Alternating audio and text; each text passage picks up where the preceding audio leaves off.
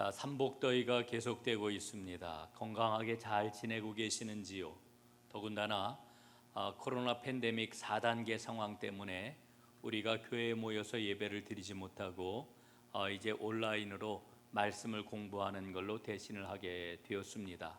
하나님의 크신 은총이 우리 사랑하는 전농가족 여러분 가정 위에 또 일터 위에 가득 넘치시기를 간절히 소원합니다. 오늘 여러분들과 함께 전할 말씀은 모세의 기도가 되겠습니다. 지난 7월 7일 수요일 날 전하였던 모세의 기도에 이은 두 번째 시간이 되겠습니다. 오늘 본문 말씀은 민수기 14장 13절로부터 24절까지 말씀이 되겠습니다.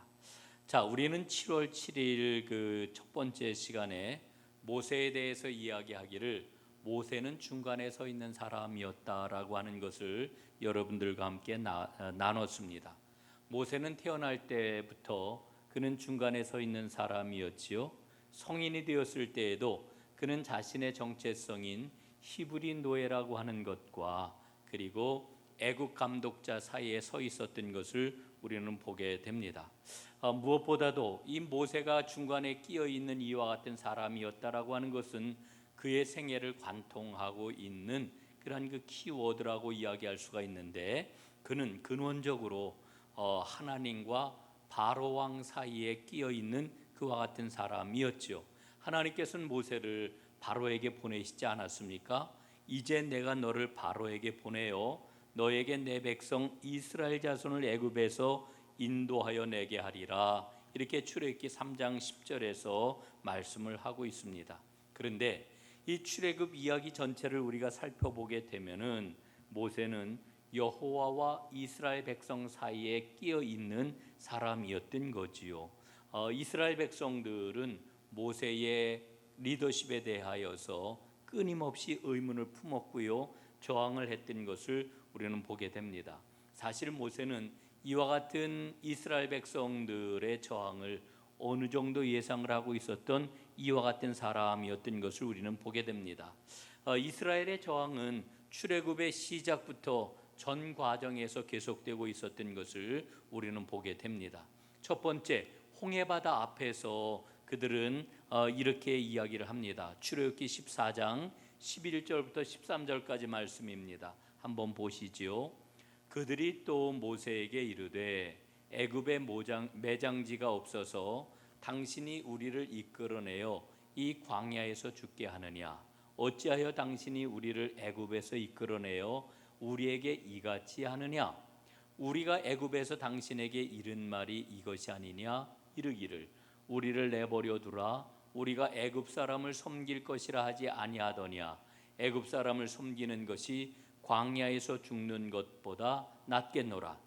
모세가 백성에게 이르되 너희는 두려워하지 말고 가만히 서서 여호와께서 오늘 너희를 위하여 행하시는 구원을 보라. 너희가 오늘 본 애굽 사람을 영원히 다시 보지 아니하리라, 이렇게 이야기를 합니다.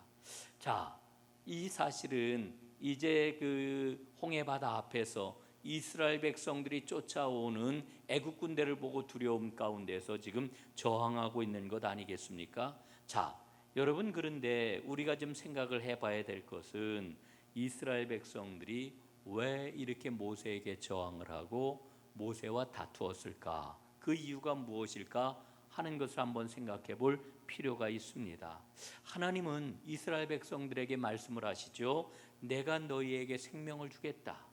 내가 너희에게 자유를 주겠다. 새로운 삶을 주겠다. 이렇게 말씀을 하시고 그들을 노예 생활로부터 해방시켜 주시는 것 아닙니까?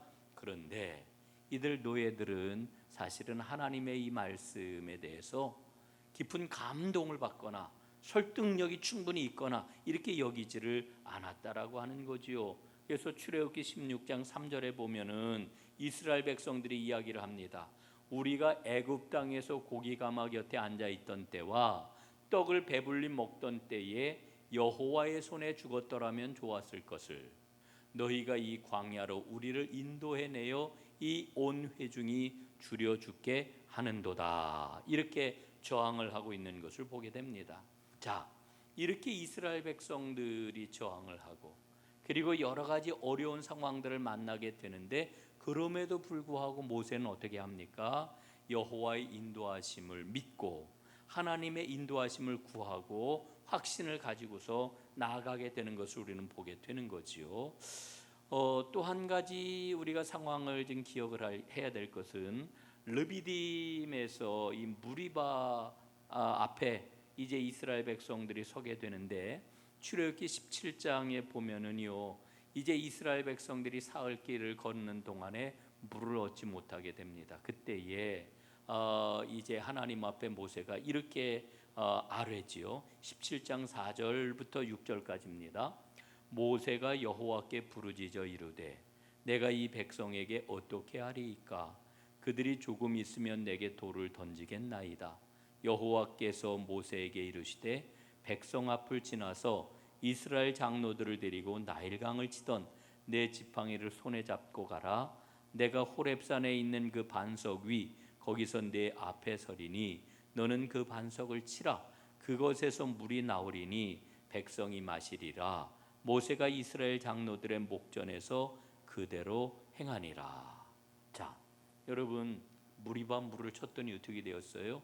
물이 나와가지고 이스라엘 백성들이 아주 배부르게 먹을 수가 있었던 겁니다. 자, 그런데 이스라엘 백성들이 이 출애굽 초기부터 계속해서 이 모세에게 저항을 하고 하나님께 반항을 하던 이와 같은 모습은요, 시내산까지 이어지고 있는 것을 우리는 보게 됩니다. 여러분, 시내산에 이제 이스라엘 백성들이 모이게 되었을 때 하나님은 모세를 하나님의 산 꼭대기로 부르시지 않습니까? 하나님의 율법을, 이제 하나님의 법을 모세에게 주시지 않습니까? 그런데 오랜 기간 동안 모세가 내려오지 않게 되자 이스라엘 백성들은 어떻게 해요? 출애굽기 32장에 보니까 금송아지를 만들어 가지고 이 금송아지가 우리를 애굽에서 인도하여 낸 신이다 이러면서 이제 그 금송아지를 숭배하는 이와 같은 그런 그 사건이 일어나지요. 하나님이 경노하십니다. 경노하십니다. 그리고는 이스라엘 백성들을 다 멸하시겠다고 이렇게 말씀을 합니다. 자, 이때 모세가 어떠한 그런 그 모습을 보입니까? 그 경노하시는 하나님과 그리고 범죄한 이스라엘 백성 사이에 모세가 서는 겁니다. 그리고 모세가 그 중간에 서가지고 하나님께 어떻게 해요? 하나님, 이스라엘을 용서해 주십시오. 하나님 앞에 기도를 올리지요. 출애굽기 32장에 이렇게 기록이 되어 있습니다. 그러나 이제 그들의 죄를 사하시옵소서. 그렇지 아니하시오면 원하건대 주께서 기록하신 책에서 내 이름을 지워버려 주옵소서. 자, 여러분, 이 모세의 이 기도는 아주 엄청나고도 대단한 그런 그 기도지요. 하나님, 이스라엘이 잘못했습니다. 하나님께 범죄했습니다. 그러나 하나님 용서해 주십시오. 그러셔야 됩니다. 만약에 그러시지 않는다라고 하면 차라리 하나님의 그 영원한 생명책에서 내 이름을 제하여 주십시오. 하나님 어떻게 하세요? 모세의 기도를 들으시고 그리고 하나님께서 다시 언약갱신을 하시는 것을 우리는 발견을 하게 되는 거지요. 여기에서 아주 중요한 사실을 우리는 발견을 해요. 그 중요한 사실이 뭐냐? 모세는 고집불통인 이스라엘을 위하여서 이 하나님과 이스라엘 백성 사이에 개입을 하는 그런 그 존재라고 하는 거예요.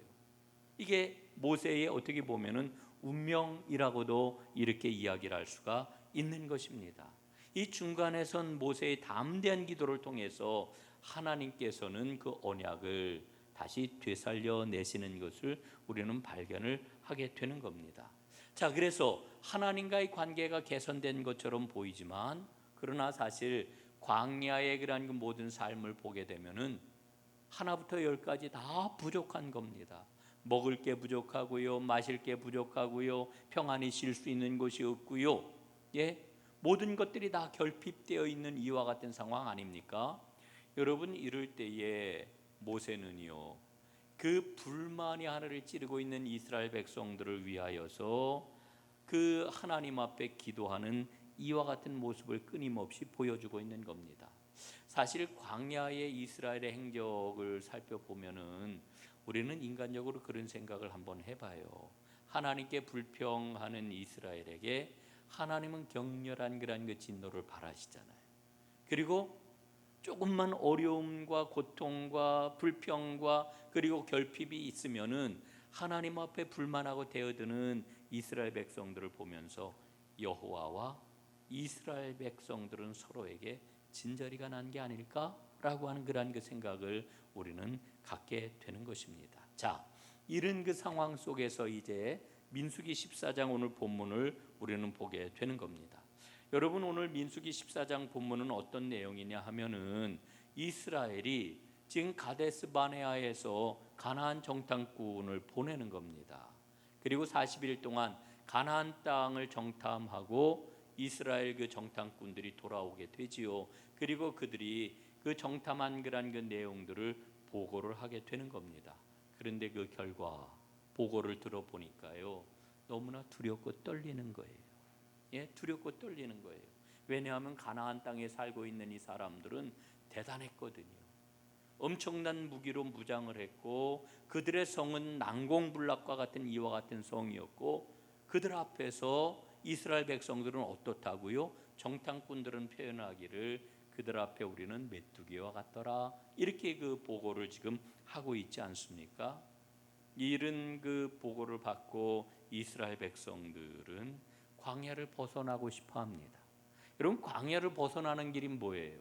약속하신 가나안 땅에 들어가는 게 광야를 벗어나는 길 아닙니까? 그런데 이스라엘 백성들은 거꾸로 지금 생각을 하고 거꾸로 요구를 합니다. 그 거꾸로가 뭐예요? 차라리 출애굽을 취소하고 애굽 땅으로 돌아가는 게 낫겠다.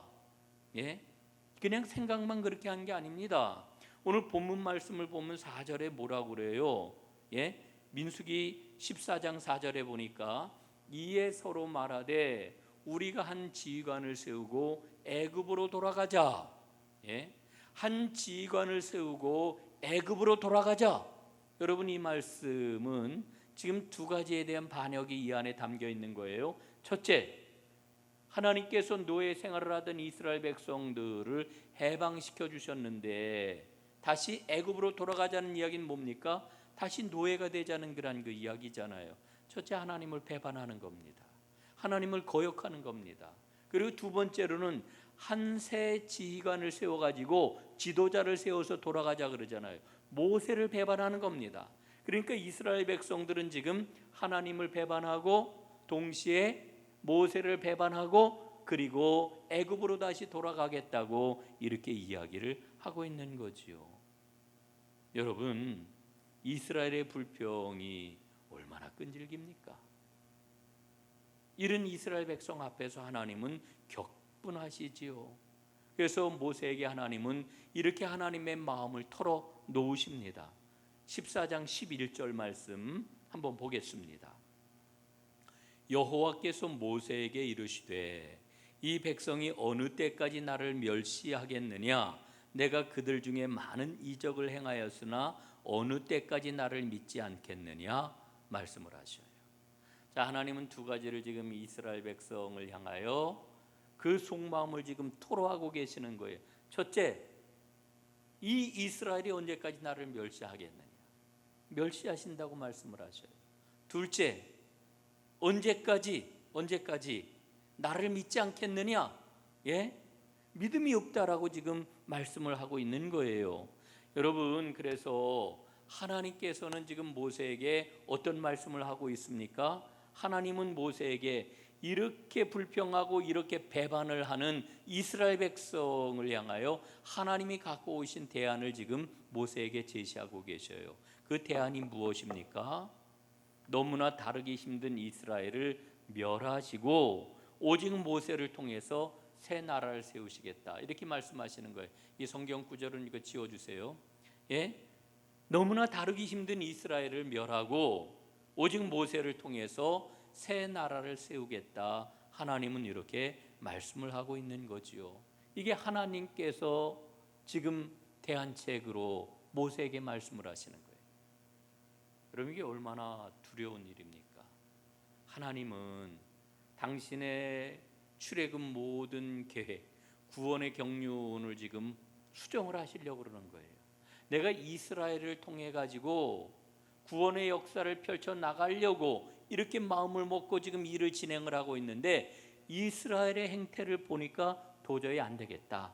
그러니 이스라엘은 지금 제쳐놓고 멸하고 이제 모세를 통하여 새로운 민족을 세우고 모세를 통하여 새로운 구원의 역사를 펼쳐나가겠다, 이렇게 말씀을 하고 있는 거지요.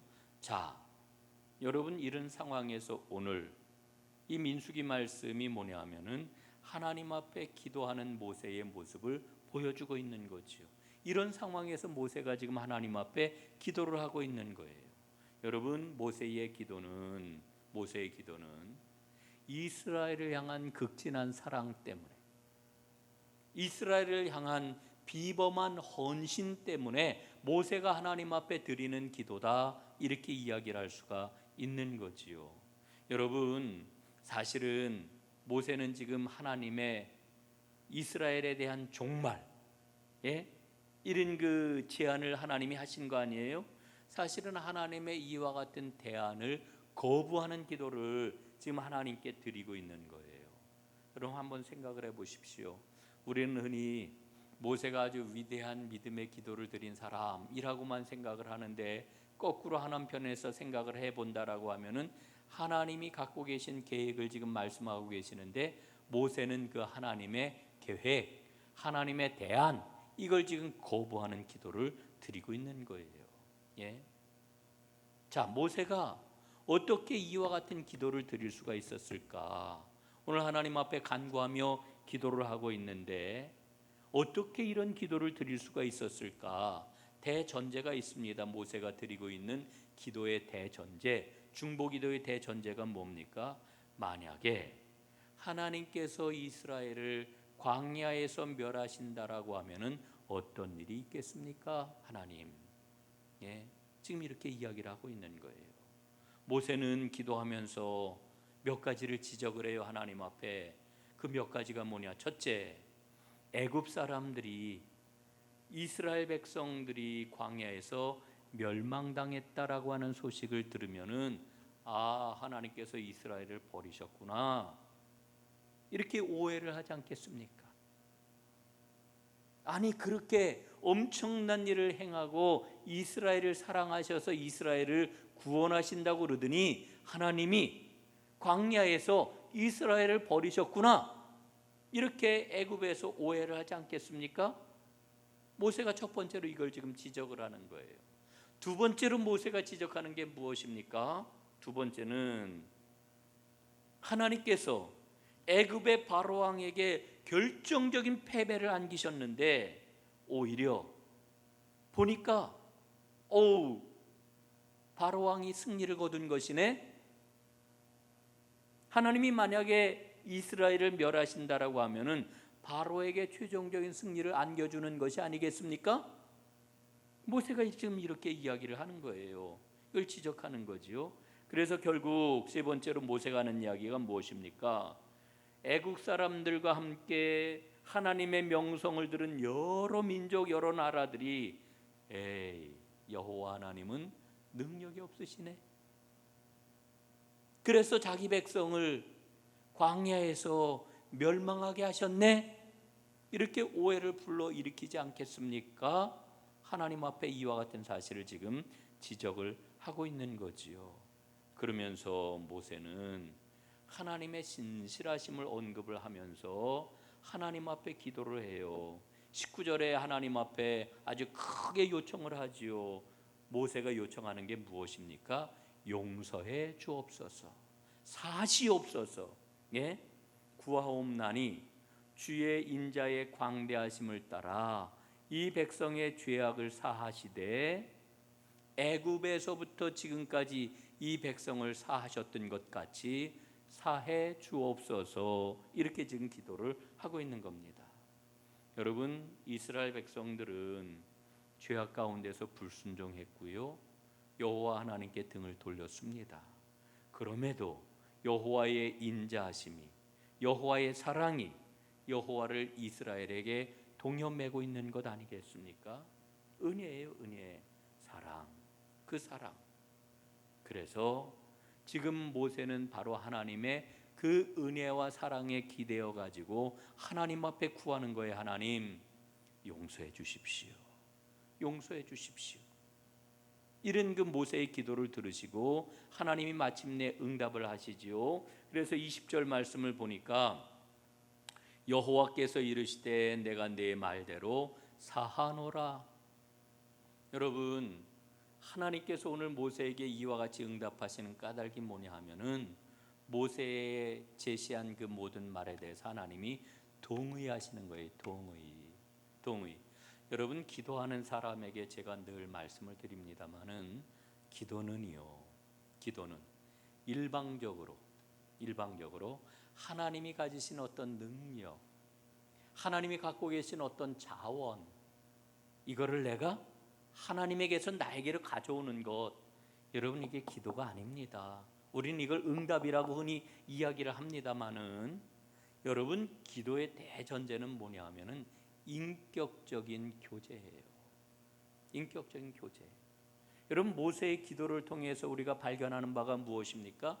하나님이 모세가 하나님 앞에 첫째, 둘째, 셋째, 이 하나님의 명성과 하나님의 구원 계획에 관한 하나님의 원래 갖고 계셨던 그 모든 일들을 상기시키고 지적을 하잖아요. 그러니 하나님 그 은혜를 다시 한번 생각하시고 이스라엘을 용서해 주십시오. 이럴 때 하나님이 지금 어떻게 응답하시는 거예요? 모세가 한 말에 대하여 하나님이 동의하시는 거예요. 동의. 여러분, 20절에서 내가, 하나님이 말씀하시는 것을 잘 들어보세요. 다시 한번 자막 좀 띄워주실래요? 20절. 내가 내 말대로 사하노라. 여러분, 하나님이 말씀하시는 거 보세요. 내가 한 말대로 사하노라. 다시 말씀을 드리면은 모세가 말한 그 모든 것에 대해서 하나님이 어떻게 하신다고요? 동의하신다. 그래, 네 말이 맞구나. 네 말이 옳구나. 그래, 내가 네 말을 받아들이마. 이래서 하나님이 사해 주신다라고 하는 거예요. 여러분, 기도의 가장 큰 은혜와 축복이 뭐냐? 하나님과 인격적으로 교제하는 거예요. 하나님을 인격적으로 만나는 거예요. 하나님이 모세와 만나주시고 모세의 그 말에 대해서 동의를 하고 계시잖아요. 이 사실을 우리가 놓치지 말아야 됩니다. 여러분, 하나님께 무언가를 얻어내는 것, 이것만을 응답이라고 생각하지 마세요. 인격적으로 하나님과 만나는 것, 이게 정말 소중한 기도의 축복인 것입니다. 자, 오늘 하나님께서는요, 모세가 기도하는 그 기도에 대해서 응답을 해주시고 그 다음에는 아주 엄격한 조건을 덧붙이고 있는 것을 우리가 보게 되죠. 21절부터 23절입니다. 그러나 진실로 내가 살아있는 것과 여호와의 영광이 온 세계에 충만할 것을 두고 맹세하노니 내 영광과 애굽과 광야에서 행한 내 이적을 보고서도 이같이 10번이나 나를 시험하고 내 목소리를 청종하지 아니한 그 사람들은 내가 그들의 조상들에게 맹세한 땅을 결단코 보지 못할 것이요 또 나를 멸시하는 사람은 한 사람도 그것을 보지 못하리라. 여러분, 하나님이 모세에게 주고 있는 이 말씀, 우린 좀 유의해 봐야 돼요. 내가 애굽에서 행한 그 기적, 광야에서 행한 그 놀라운 일들, 그것을 보고서도 10번씩이나 나를 시험하고 내 말에 청종하지 아니한 그 사람들, 결단코 내가 약속한 그 땅 가나안을 보지 못할 것이다. 그 불순종한 사람들을 가리켜 하나님 뭐라고 말씀을 하셔요? 나를 멸시하는 자라고 이렇게 표현을 하시잖아요. 나를 멸시하는 자.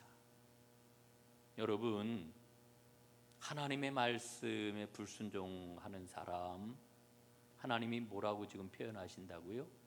나를 멸시하는 자. 하나님이 뭐라고요? 나를 멸시하는 자. 여러분이 굉장히 인격적으로 심각한 그런 그 말씀을 하나님이 지금 하고 계시는 거예요. 여러분, 우리 믿음 생활의 근거, 우리 믿음 생활의 토대, 우리 믿음 생활의 핵심이 뭡니까? 말씀 앞에 내가 서는 거잖아요. 그런데 그 하나님의 말씀, 하나님의 행하심에 대하여서 순종하지 아니하고, 하나님을 시험하고 이러는 모습을 하나님은 뭐라고 그러셔요? 나를 멸시하는 자다, 나를 멸시하는 자다, 이렇게 말씀을 하셔요.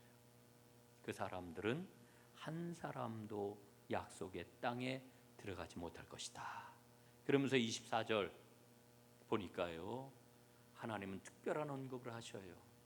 그러나 내 종 갈렙은 그 마음이 그들과 달라서 나를 온전히 따랐은즉 그가 갔던 땅으로 내가 그를 인도하여 드리니니 그의 자손이 그 땅을 차지하리라. 하나님은 갈렙은 다르다 말씀을 하시는 거예요. 그 마음이 그들과 달라. 갈렙은 그 마음이 그들과 다르대요. 불순종한 이스라엘과 다르대요. 나를 온전히 따랐대요. 그래서 내가 그를 가나안 땅에 드리겠다. 여러분, 갈렙은 즉시 응답하고 듣고 순종할 준비가 된 사람이에요. 이런 사람이 하나님께서는 자격이 있다, 이렇게 말씀을 하시는 거지요. 사랑하는 여러분, 나는 갈렙처럼 하나님께 인정을 받는 사람인가요? 하나님께 인정받는 거는요, 다른 어떤 거 가지고 인정받는 게 아니고요, 순종하느냐에 따라 인정을 받는지 안 받는지 결정이 나요. 여러분, 우리 기독교 신앙의 핵심, 왜 제가 이 땅에 들어왔는지, 왜 타락하게 되었는지, 그것이 왜 인간에게 불행을 가져오는지, 이 본질과 핵심을 우리가 붙잡지 않으면은요, 믿음 생활을 우리는 자꾸만 인간적인 방법을 가지고 하려고 그러지요. 내가 뭔가 하는 것 가지고, 내가 하는 그런 어떤 업적을 가지고, 그 능력을 가지고 하나님과의 관계를 설명하려고 그러는데 절대 아닙니다. 하나님 앞에 인정받는 것은 순종이에요. 순종한다라고 하는 것은 원래 하나님께서 인간을 만드신 그 모습 그대로 사랑하며, 하나님 사랑하며 이웃을 사랑하며 살아가는 본래적인 모습을 회복하는 길이기 때문에 그래요.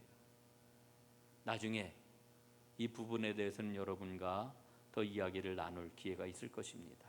자, 이제 모세의 그러한 그 기도, 중보기도는 담대한 기도라고 이렇게 이야기를 할 수가 있는데, 모세의 기도, 중보기도가 왜 담대한 기도냐? 첫 번째, 무너진 것을 고치기 위해서 무너진 곳에서 하나님과 하나님 백성 사이에 두려워하지 않고 서는 기도였기 때문에 모세의 기도는 담대한 기도였던 겁니다.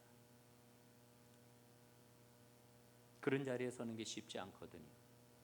이사야서 58장 12절 말씀에 보니까요, 내게서 날짜들이 오래 황폐된 곳들을 다시 세울 것이며 너는 역대에 파괴된 기초를 쌓으리니 너를 일컬어 무너진 데를 보수하는 자라 할 것이며 길을 수축하여 거할 곳이 되게 하는 자라 하리라. 이게 여러분 중보 기도자의 모습이에요. 황폐된 곳 다시 세우고, 파괴된 기초를 쌓고, 무너진 데를 보수, 고치는 사람이라 할 것이며 길을 수축하여 거할 곳이 되게 하는 자라. 이게 여러분 중보 기도자의 모습이에요. 여러분, 오늘 우리 지금 코로나 상황 가운데서 얼마나 힘겨운 그러한 그 나날을 우리가 보내고 있습니까?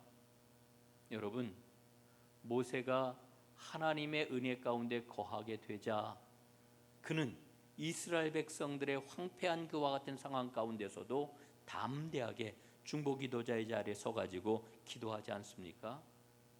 여러분, 그 자리는 위험한 자리예요. 공격에 노출된 자리예요. 모세가 얼마나 공격을 받았어요. 그러나 담대하게 그 공격의 자리에서도 하나님 앞에 기도하는 자의 기도를 하나님은 들어 응답해 주신다라고 하는 거죠. 두 번째로 담대한 기도는 공동체를 향한 사랑에서 나오는 겁니다. 예. 공동체를 위한 사랑. 여러분, 모세가 가졌던 그 공동체, 이스라엘 백성을 향한 그 사랑은요, 심지어는 하나님과 대립하는 자리에까지 이르르지 않아요. 하나님의 계획을 향하여서 하나님, 저는 그 계획을 받아들일 수 없습니다, 이렇게까지 이야기를 하잖아요. 예? 이스라엘을 하나님이 사랑하시지만 어떻게 보면은 하나님보다 모세가 더 이스라엘을 사랑하는 것처럼 보인다니까요. 그래서 그 긴급한 마음을 가지고 하나님 앞에 그렇게 담대하게 기도할 수가 있었던 겁니다. 그러니까 중보기도는 공동체를 사랑하는 그 마음에서 나올 수 있는 기도가 바로 중보기도예요. 여러분, 그래서 교회를 위하여, 이 나라 대한민국을 위하여 기도하는 사람은요, 바로 우리 공동체를 극진히 사랑하는 사람이 공동체를 위해 기도하는 거예요. 이 나라 대한민국을 사랑하는 사람이 중보기도하는 거예요. 예? 여러분, 사실 이 모세의 기도를 보면 세 번째로 그 사랑의 열정을 누르지 못하기 때문에 하나님의 의도를 뛰어넘는 건방진 모습까지 모세에게서 우리는 보잖아요. 그리고 심지어는 모세가 그 기도를 통하여서 하나님을 어떻게 해요? 용서의 세계로 막 초대하잖아요. 용서의 세계로. 여러분, 이게 제가 오늘 드리는 이 말씀이 여러분들이 기존적으로 갖고 있는 그런 건 믿음에 반하는 것처럼 들릴 수도 있어요.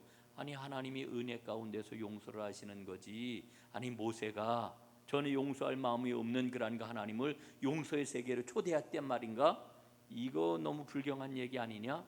그러나 여러분, 제 이야기를 듣고 한번 묵상을 해보세요.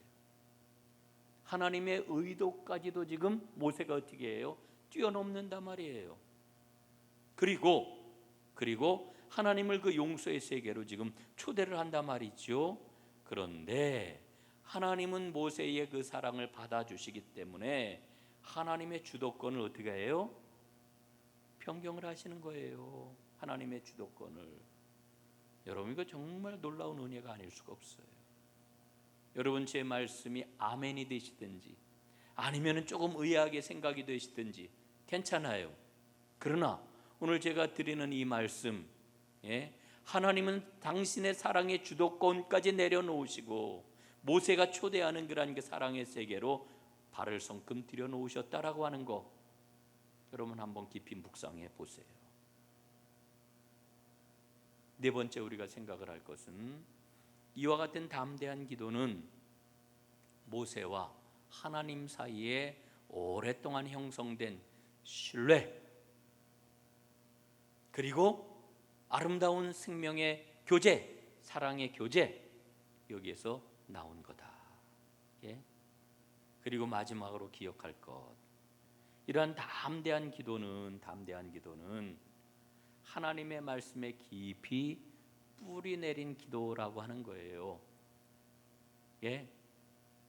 모세의 인격과 훌륭함에서 나온 게 아니고, 이런 담대한 기도를 드릴 수 있었던 것은 모세가 하나님의 말씀에 깊이 뿌리를 내렸기 때문에 드릴 수가 있었던 기도다라고 하는 거예요. 모세는요, 출애굽기 34장 6절 7절 말씀을 늘 마음에 새기고 있었어요. 여호와께서 그의 앞으로 지나시며 선포하시되 여호와라 여호와라, 자비롭고 은혜롭고 노하기를 더디하고 인자와 진실이 많은 하나님이라. 인자를 천대까지 베풀며 악과 과실과 죄를 용서하리라. 그러나 벌을 면제하지는 아니하고 아버지의 악행을 자손 3, 4대까지 보응하리라. 예? 어떤 하나님이에요? 자비롭고 은혜롭고 노하기를 더디하시고 인자와 진실이 많은 하나님, 인자를 천대까지 베풀고 악과 과실과 죄를 용서하시는 하나님. 모세는 바로 그와 같은 말씀을 붙잡고 기도하는 사람이었습니다. 그리고 그 말씀을 가지고 하나님 앞에 하나님의 해명까지도 요구하는 이와 같은 담대한 사람이었던 것을 우리가 보게 되는 거지요. 여러분, 구약의 위대한 기도, 모세의 기도를 함께 살펴보았습니다. 모세의 이 위대하고도 담대한 기도를 우리도 배워야 되겠지요. 모세가 가졌던 그 사랑의 마음, 하나님의 말씀에 튼튼하게 뿌리를 내렸던 그 믿음, 우리도 가지고 담대한 그리고 위대한 기도를 드리는 하나님의 사람으로 새롭게 거듭난 은혜가 여러분 모두에게 임하기를 주님의 이름으로 축복합니다. 기도하겠습니다. 사랑의 주 아버지 하나님, 모세의 위대한 기도, 담대한 중보 기도를 저희가 살펴보았습니다. 아버지 하나님, 저희도 말씀의 뿌리를 내리고 하나님의 사랑을 확신하며 우리가 속해 있는 공동체, 그리고 우리가 속해 있는 이 사회, 아버지 이 세상을 향하여 하나님의 말씀을 가지고 담대하게 중보하며 기도하는 하나님의 사람들로 거듭나도록 축복해 주시옵소서.